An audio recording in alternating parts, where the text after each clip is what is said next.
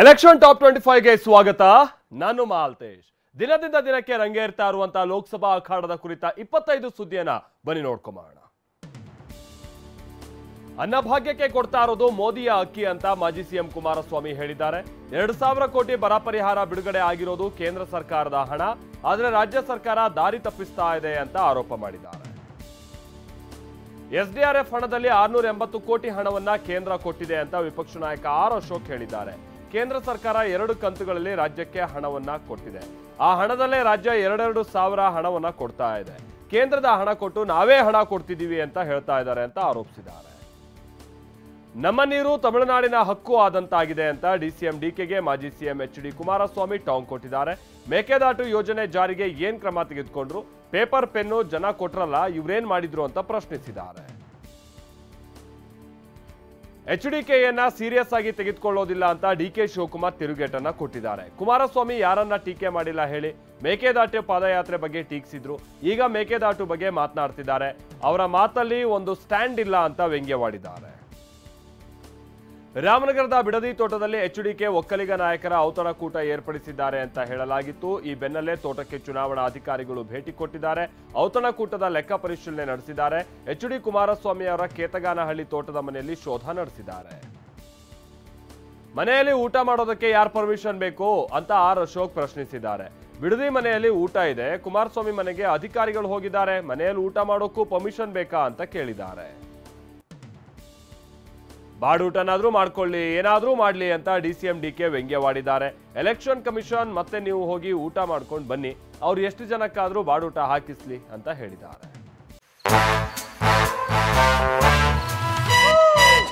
Come, come, come, my love, please don't say no, baby. Come, come, come, my love. V-Guard ನ air coolers extra large cooling pad ನೊಂದಿಗೆ ಇದು ಎಂತೆಂಥವರನ್ನು cool ಆಗಿಸುತ್ತೆ.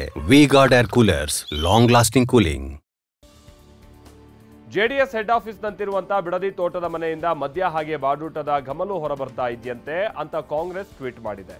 ಸೋಲಿನ ಭಯದಲ್ಲಿರುವಂತಹ BJP ಹಾಗೆ JDS ಪಕ್ಷಗಳು ಮದ್ಯ ಮಾಂಸದ ರುಚಿ ತೋರಿಸಿ ಮತ ಕೇಳೋದಕ್ಕೆ ಮುಂದಾಗಿದೆಯಾ ಅಂತ ಲೇವಡಿ ಮಾಡಿವೆ. ಊಟದಲ್ಲಿ ಗ್ಲಾಸ್ ಇಟ್ಟಿದ್ದು ನೋಡಿದ್ರಾ ಅಂತ ಕುಮಾರಸ್ವಾಮಿ ಪ್ರಶ್ನಿಸಿದ್ದಾರೆ. ಇಷ್ಟು ಚುನಾವಣೆ ಮಾಡದಂತವನಿಗೆ ಏನ್ ಮಾಡಬೇಕು ಅನ್ನೋದು ನನಗೆ ಗೊತ್ತಿಲ್ವಾ? ಗ್ಲಾಸ್ ಇಡೋದು ಅವ್ರ ಸಂಸ್ಕೃತಿ. ಮೇಕೆದಾಟು ಪಾದಯಾತ್ರೆಯಲ್ಲಿ ತೂರಾಡಿದ್ದು ಯಾರು ಅಂತ ಕಾಂಗ್ರೆಸ್ಗೆ ತಿರುಗೇಟು ಕೊಟ್ಟಿದ್ದಾರೆ. ಆದಿಚುಂಚನಗಿರಿ ಮಠಕ್ಕೆ ಒಕ್ಕಲಿಗ ನಾಯಕರ ಭೇಟಿಗೆ ಡಿಕೆ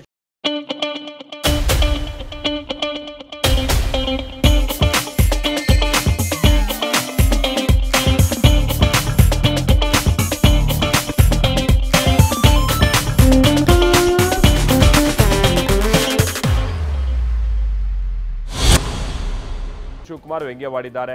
ಒಕ್ಕಲಿಗ ಅಂದ್ರೆ ಬಿಜೆಪಿ ಒಕ್ಕಲಿಗ ಸಿಎಂ ಅನ್ನ ಬಿಜೆಪಿ ಅವರೇ ಕೆಳಗಿಳಿಸಿದ್ರು. ಮಠಕ್ಕೆ ಹೋಗಿದ್ದಾಗ ಸ್ವಾಮೀಜಿಗಳೇ ಕೇಳಬೇಕಾಗಿತ್ತು. ಒಕ್ಕಲಿಗ ಸ್ವಾಮೀಜಿಗಳು ಏನ್ ದಡ್ರಲ್ಲ, ಸ್ವಾಮೀಜಿ ಯಾರಿಗೂ ಬೆಂಬಲಿಸೋದಿಲ್ಲ ಅಂತಾನೂ ಹೇಳಿದ್ದಾರೆ.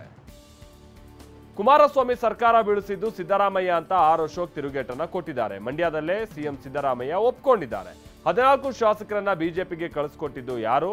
ಡಿಸಿಎಂ ಡಿಕೆ ಹೋಗಿ ಸಿದ್ದರಾಮಯ್ಯ ಹತ್ರ ಕೇಳಬೇಕಾಗಿತ್ತು ಅಂತ ಗುಡುಗಿದ್ದಾರೆ. ಜೆಡಿಎಸ್ನವರು 4 ಕ್ಷೇತ್ರದಲ್ಲೂ ಗೆಲ್ಲೋದಿಲ್ಲ ಅಂತ ಡಿಕೆ ಶಿವಕುಮಾರ್ ಭವಿಷ್ಯ ನುಡಿದಿದ್ದಾರೆ. ಭರವಸೆ ಇದ್ದಿದ್ರೆ ಜೆಡಿಎಸ್ ಚಿಹ್ನೆ ಮೇಲೆ ನಿಲ್ಬೇಕಾಗಿತ್ತು. ಗ್ರಾಮಾಂತರದಲ್ಲಿ ಡಾಕ್ಟರ್ ಮಂಜುನಾಥ್ ಗೆಲ್ಲೋದಿಲ್ಲ. ದೇವೇಗೌಡರಿಗೆ ನಾನು ಹೇಳ್ತಾ ಇದ್ದೀನಿ, ಕೇಳಿಸ್ಕೊಳ್ಳಿ ಅಂತ ವಾಗ್ದಾಳಿ ನಡೆಸಿದ್ದಾರೆ.